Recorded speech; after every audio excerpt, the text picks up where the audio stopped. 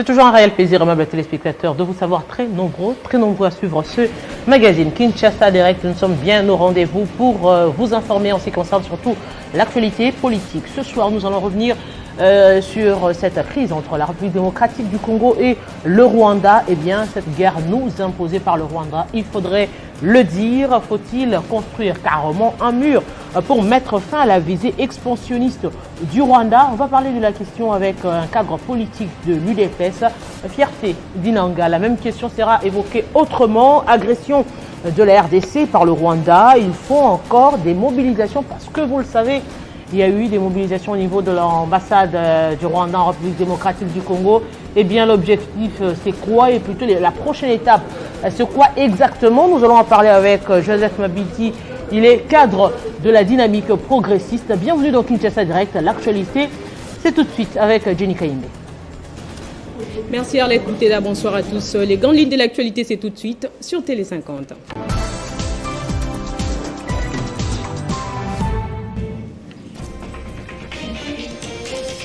F. Bazaïba, qui assume l'intérim du vice-premier ministre des Affaires étrangères en mission, a convoqué ce mardi l'ambassadeur rwandais en poste à Kinshasa. Le gouvernement a transmis au Rwanda via son ambassadeur sa désapprobation totale par rapport à son soutien au mouvement rebelle qui crée la terreur sur son territoire. Dans l'actualité également, l'Assemblée nationale a exprimé son soutien ce mardi au FARDC et aux populations victimes directes de l'agression de la République démocratique du Congo, soutenue par le Rwanda. La représentation nationale va déléguer un groupe des élus à travers le monde pour présenter à tous les États et organisations internationales les mécontentements du peuple congolais par rapport à ce comportement récidiviste de son voisin rwandais. Au moins 100 personnes ont perdu la vie lors des pluies diluviennes qui ont causé des inondations et des glissements des terrains autour des récifs dans le nord-est du Brésil. Pour l'heure, les recherches se poursuivent dans les zones les plus touchées. Et en parlant de cette cérémonie des remises des prix aux légendes du football africain, la nuit du football africain, 7e édition, se tiendra à Kinshasa le 18 juin, patronnée par le président de la République. Cette édition aura pour thème sport, paix et développement et verra un match des galas qui mettra aux prises les célébrités congolaises et africaines du monde du football. Merci à tous de votre fidélité à Télé 50. Retrouvez Gloria Mbouya à la grande édition de ce soir. Entre-temps, je vous laisse en compagnie d'Arlette Bouteda pour la suite de Kinshasa Direct.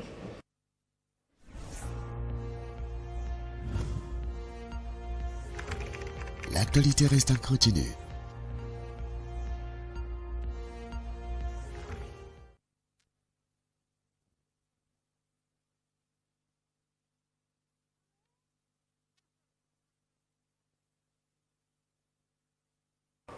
Voilà, de retour sur ce plateau. Eh bien, nous allons commencer par ce grand sujet qui touche d'énormes populations en déplacement actuellement au niveau de la partie est de la République démocratique du Congo. On va aborder ce thème avec notre tout premier invité.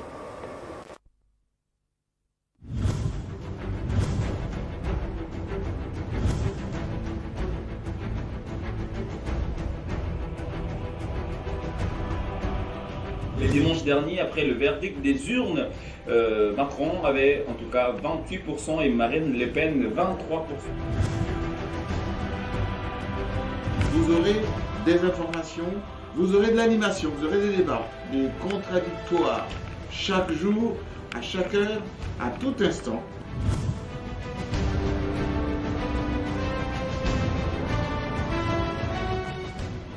Radio 50, ça sera donc pour vous le moyen incontournable de vous informer sur la République démocratique du Congo. Vous aurez aussi depuis l'étranger la possibilité de nous contacter, de nous envoyer vos informations, vous envoyer vos questions, vos préoccupations. Et cela, ça nous aidera à mieux vous servir chaque jour.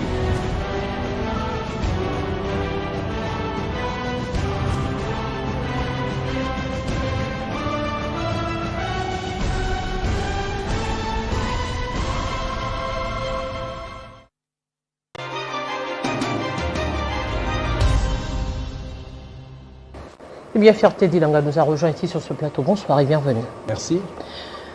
Aujourd'hui, Qu'est-ce que nous devons retenir? Alors que l'armée parle du Rwanda, qui agresse la République démocratique du Congo, nous avons le gouvernement qui parle jusqu'à présent du mouvement du 23 mars. Merci beaucoup de cette question qui est très très pertinente. Vous savez que depuis la nuit des temps, le peuple congolais s'est mouré à l'est de la République et on était en train de faire une chasse à la sorcière parce qu'on ne savait pas qui est-ce qui attaquait la République démocratique du Congo. Aujourd'hui, parce que le monde, les relations entre les pays sont liées par la plus forte diplomatie, je pense que si vous avez entendu la position de la République qui parle du mouvement rebelle, c'est ce que je peux dire aujourd'hui, ce sont des positionnements diplomatiques. Mais nous sommes sûrs et certains par rapport à ce qui se dit à l'est de la République que nous sommes aujourd'hui attaqués par le Rwanda. C'est une situation que nous ne pouvons pas ici avoir honte de le dire. Il faut qu'on le dise pour que les solutions se trouvent une fois pour toutes, que les enfants qui viendront après nous puissent vivre en paix. On ne peut pas être colonisé par une petite nation, un petit pays du tout. À tout moment, à chaque génération, c'est le Rwanda qui nous fait vivre dans la terreur. Au regard de tout ce qui se passe officieusement, nous pouvons dire haut et fort que nous sommes attaqués par le Rwanda parce que vous êtes journaliste d'investigation, vous avez vu qu'il y a des éléments du Rwanda qui étaient sous notre sol. Mais le Rwanda refute pour dire que ces soldats appréhendés n'étaient pas en RDC, ils étaient sur le sol rwandais. Nous connaissons le Rwanda. Le Rwanda est fort en communication. Le Rwanda a toujours cette tendance à pouvoir diffamer et transformer la communication. Mais cette fois-ci, nous l'avons à l'œil. Ça veut dire que nous sommes engagés en tant que République. Tout ce qui se fait, ceux qui meurent à l'est de la République sont des Congolais. Ceux qui vivent à Kinshasa sont des Congolais. On ne peut pas accepter qu'une partie de la République se meure. Voilà pourquoi, d'entrée de jeu, je salue la diplomatie anticipative du chef de l'État. Aujourd'hui, c'est le Rwanda qui pleure, malgré qu'ils sont en train de rebuffer ce qui s'est passé, de pouvoir changer la communication comme ils le font. Mais ils ont la diplomatie congolaise qui les prennent comme ça à mèche, parce qu'aujourd'hui, le chef de l'État est en train de ne pas suivre ce qui se dit. Il est en train de travailler sur la diplomatie. Voilà pourquoi le Rwanda pleure aujourd'hui, en train de vouloir accuser la RDC. Parce que depuis plusieurs temps, c'est la RDC qui accusait le Rwanda, eu égard au massacre qui s'est passé et aux morts qu'on inscrivait chaque jour dans nos mémoires. Mais aujourd'hui, qu'est-ce qui empêche, parce que la population aussi reste divisée, il y a cette partie de la population qui estime qu'il faudrait aborder l'aspect diplomatique. Il y a également une partie de la population qui estime qu'il faudrait carrément déclarer la guerre au Rwanda. Non, mais madame, vous savez, la diplomatie, ce n'est pas l'apanage de tout le monde. C'est le seul secteur qui garantit la paix des nations et les relations entre nations. Mais cette paix, la RDC ne l'a pas. À l'est du pays, ça fait belle lurette. Exactement. Aujourd'hui, les décisions prises par le gouvernement de la République, nous saluons, parce que vous avez vu qu'il y a arrêt l'avion rwandaise ne peut pas venir ici. Pendant que nous on dit qu'il y a arrêt, il y a le Rwanda par exemple qui dit qu'il a suspendu ses vols. C'est tout à fait normal. Vous savez, le combat est facile quand on connaît l'adversaire. On connaît très bien le Rwanda dans la diffamation. La guerre entre le Tutsi et les Hutus. Le Rwanda, une partie s'était victimisée avec Paul Kagame qui fait à moule sa communication pour sa protection. Aujourd'hui, nous savons tous ces jeux-là. Il peut dire qu'il a suspendu, mais les mesures ont été prises par le gouvernement congolais, que l'on salue d'ailleurs. Et aujourd'hui, leur ambassadeur a été convoqué. Du ressort de ces entretiens, nous aurons l'information du gouvernement qui va encore fixer le peuple congolais sur ce qui se passe. Mais aujourd'hui, ce que nous sollicitons, nous autres, qui accompagnons le président de la République, nous voulons d'ailleurs que si le Rwanda persiste, que nous puissions couper les relations diplomatiques, que l'ambassade du Rwanda puisse être bannie de notre sol, qui rentre chez eux, qu'on rappelle notre ambassadeur.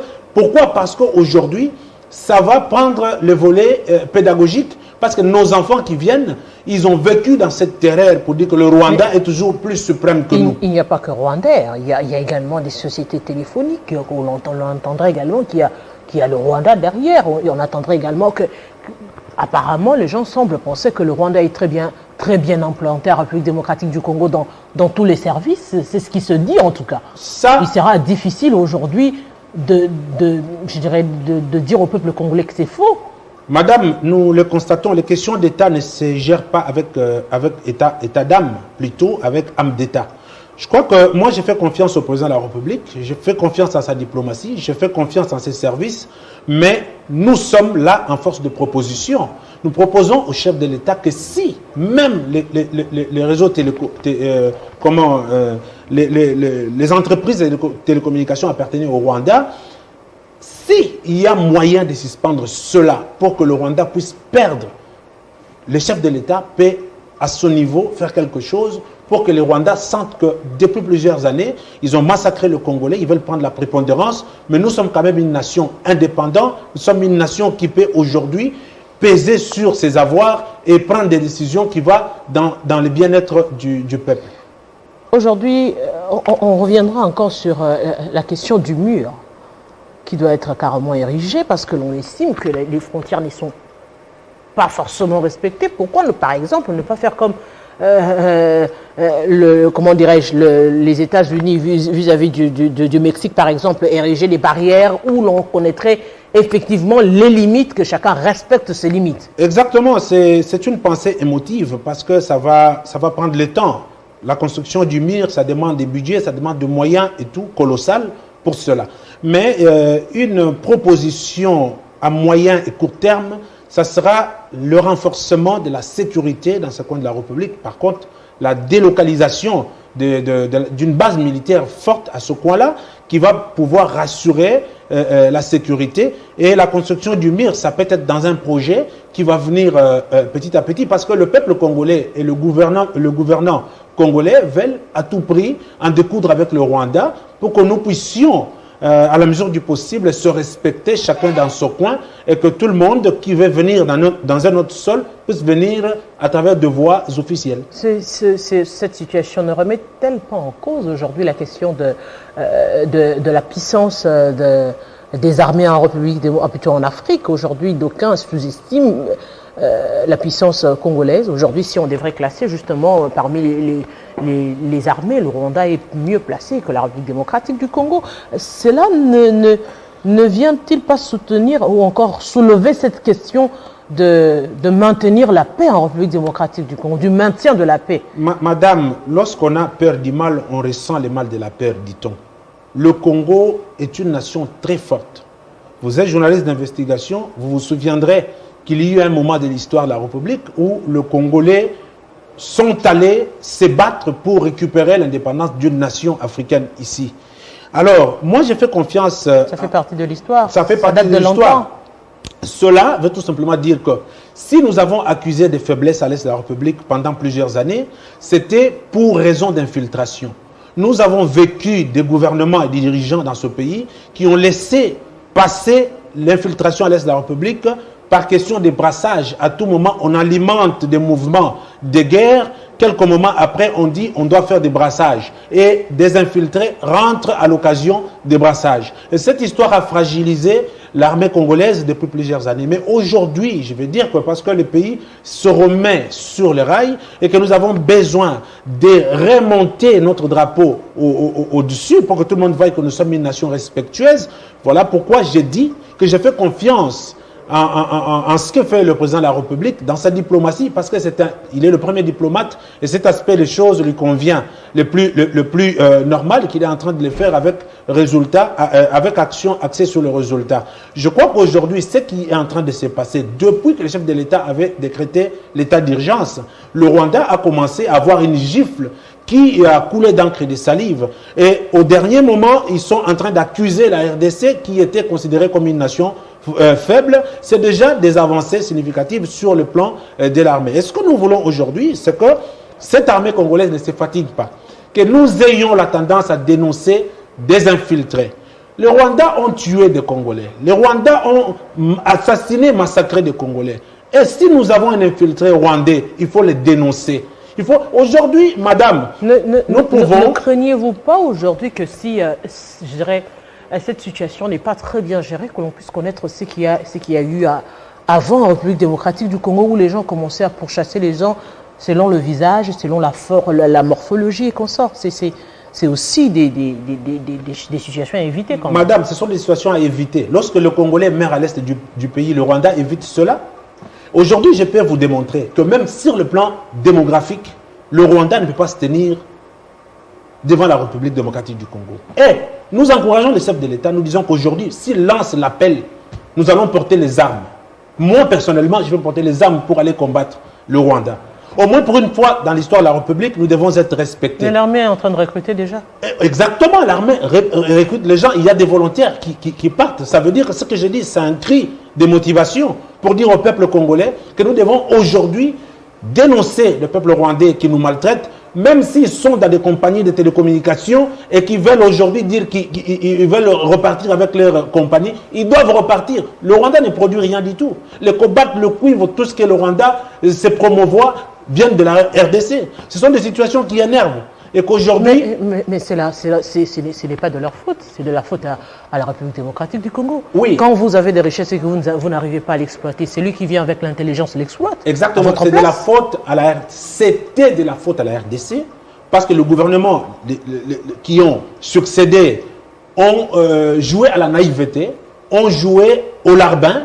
Ils voulaient tout simplement un système où, tiens-moi les sacs, je frappe ton père, on frappe les pères et tu dis merci par la fin. C'est ce que nous avons vécu dans ce pays. Alors, on ne veut pas réveiller les mémoires des personnes qui sont tombées pour cela, qui sont tombées innocemment à l'est de la République. Par contre, aujourd'hui, nous devons tous, en tant que Congolais, s'émouler en force de proposition pour pouvoir accompagner le président en place, qui a suffisamment montré par sa diplomatie et par ses moyens politiques que nous pouvons aujourd'hui redonner la valeur au peuple congolais. Quand même c'est une situation axée sur le temps, les résultats nous les palperons avec le temps, comme les résultats de la destruction qui ont pris le temps, les résultats de l'amélioration prendront aussi le temps. Est-ce qu'aujourd'hui, il y a lieu d'avoir un discours séparatiste, un discours accusateur? Aujourd'hui, il n'est peut-être pas temps de mobiliser les efforts pour regarder tous dans la même direction. Ça, c'est une très, très bonne notion que vous avez soulevée. Voilà, d'entrée de jeu de mon allocution, je n'ai pas joué aux séparatistes parce que c'est l'affaire du Congo. Nous devons aujourd'hui, parce que le président de la République lui-même, il est conciliateur. Nous pouvons aujourd'hui tous nous mettre ensemble pour la simple raison, le Congo. Le Congo et son respect, son intégrité territoriale. Nous devons aujourd'hui, pour ceux qui nous suivent, ceux qui veulent que le Congo puisse se redorer de son respect, nous puissions tous accompagner le président de la République actuelle dans tout ce qu'il est en train de faire, mais aussi faire une campagne de proximité pour que tout le Congolais, partout où il se trouve, puisse avoir l'esprit de la dénonciation. Nous sommes infiltrés, c'est vrai, aujourd'hui on est en train de démanteler cela. Mais pour que ça se passe efficacement, il faut que tout le Congolais, là où il est, puisse dire qu'il y a un Rwandais quelque part qui est en train d'attaquer un système quelconque. Et nous devons tous nous mettre debout pour dire aux Rwandais qui ne sont pas ici chez eux. Un Rwandais qui veut venir en République démocratique du Congo, il doit venir légalement. Et ceux qui viennent monter les enchères comme s'ils sont des êtres suprêmes, nous devons leur réserver le même traitement qu'ils ont réservé aux Congolais de l'Est de la République. Eh bien, Fierté Dinenga, un grand merci d'avoir accepté notre invitation. Un dernier mot. Déjà, donc... on n'a pas vu le temps passer. C'est moi qui vous remercie. Alors, j'appelle au patriotisme. Je dis à tout le Congolais de pouvoir considérer qu'au tempore, au Maurice, autre temps, autre mère. L'histoire du Congo doit quand même changer à un certain moment. On ne peut pas vivre dans la terreur où on craint même le vent.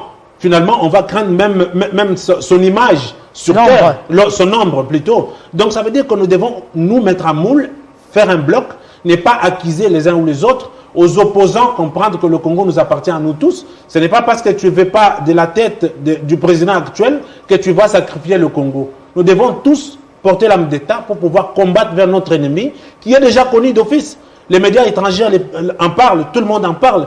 L'ennemi de la République démocratique du Congo, c'est le Rwanda, qui est en train de jouer sur le plan diplomatique, sur le plan communicationnel et sur le plan militaire, en nous infiltrant, en tuant nos enfants, nos mères et pour violer nos territoires. Et donc, nous devons tous nous mettre ensemble pour combattre le Rwanda, qui est notre ennemi actuel.